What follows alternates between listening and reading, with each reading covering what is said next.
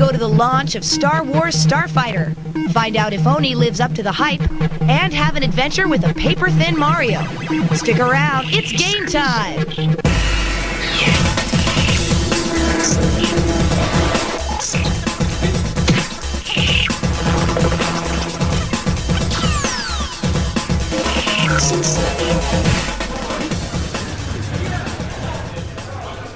Hello and welcome to Extended Play from Big Bang 2 in Santa Clara, California. I'm Adam Sessler. And I'm Kate Botello, and we're here with Tim Smith, a.k.a. Union Carbide, the founder and organizer of this event. Tim, what does BANG stand for? BANG stands for the Bay Area Network Gaming Group. And what is Big Bang 2 all about? Basically, it's about coming down here, hanging out with your friends, and fragging each other, but in a loving way. Oh, I feel warm all over. Now, outside we're going to a LAN party. Another exciting thing about games is the launch of a brand new title. Now, we spent a lot of time with developers, but what about the publishers? So we hung out with the people responsible for getting Star Wars Starfighter from the factory into your trembling hands.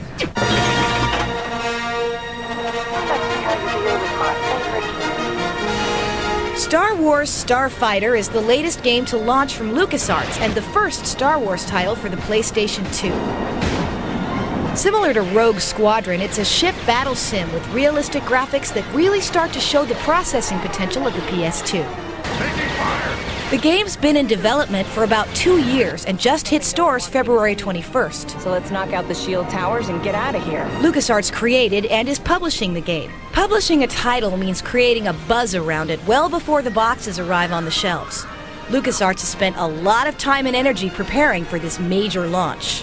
Yeah, preparation for a launch really occurs well over a year before product ships. That's when we're really taking a look at it, seeing what category it belongs in, trying to forecast it appropriately, taking our best guess at how many we think we can sell worldwide. Taking evasive maneuvers. What you don't want to do, and there have been cases when this has occurred, is you overspend on a particular product, and at the end of the day, when you take the development costs, the sales costs, and the marketing costs, which are the three biggest components, you find that at the end of the day, you haven't made much money.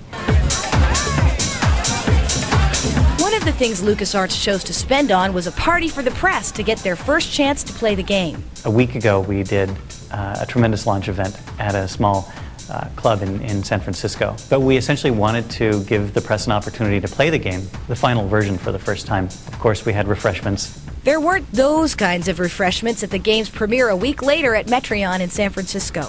In the case of the Sony Metreon event, it was over the top amazing. People waited outside in line for hours to be among the first to actually play Starfighter.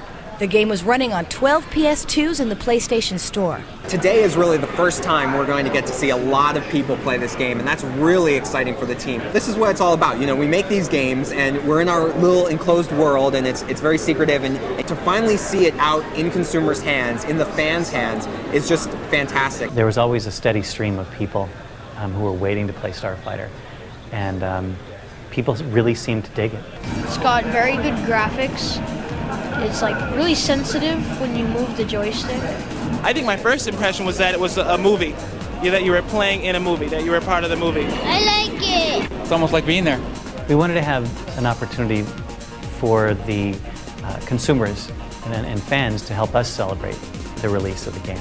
These promotional events led up to the actual launch day of February 21st. Launch day is the day when it all comes together. Today, actually, we've already started to phone call some of the stores to check in. This is LucasArts calling and just checking in to see if you've received your Starfighter shipment yet. Sure did. You did? Great. How many units did you get? 12, and 7 of them were reservations, and I sold all of the rest already. Oh, you're sold out?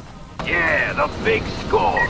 It is all about buzz, building up the buzz, and then all these first people, I think first weekend out, we're estimating that maybe 40 to 50,000 units will sell through, and then the verdict will be out. The customers ultimately vote, and they decide whether or not it's a good game. I'm in this industry because I really love playing games and because I love making them, and that's why I'm here.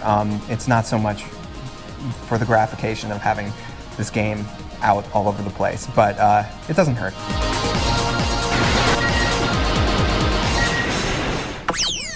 As you can tell, Starfighter is an incredible looking game, and it's fun to play. We'll have the full review in the coming weeks. Now, here I am with Jason, who's one of the players here at Big Bang 2. Jason, what is your favorite game to play here right now? Right now it's Counter-Strike. That's the most popular. What do you like about Counter-Strike? Counter-Strike's fun because it's more real than like Quake, because more realism, and it's free. So if you have Half-Life, you can download it for free. Exactly, and if you haven't got a chance to check it out, it is worth seeing. Now, here's some game news.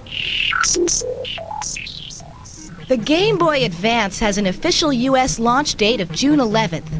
10 to 15 games are expected, but the official list of launch titles has not been announced. Some of those games will be from Nintendo, but most will be from second and third-party developers. 12 game companies filed lawsuits on February 12th against 4 operators of websites allegedly offering illegal copies of games for download. The complaints were filed by IDSA member companies, including Activision, Capcom, and IDOS, among others. The lawsuits seek injunctions to shut down the sites and monetary damages for the theft of the copyrighted software.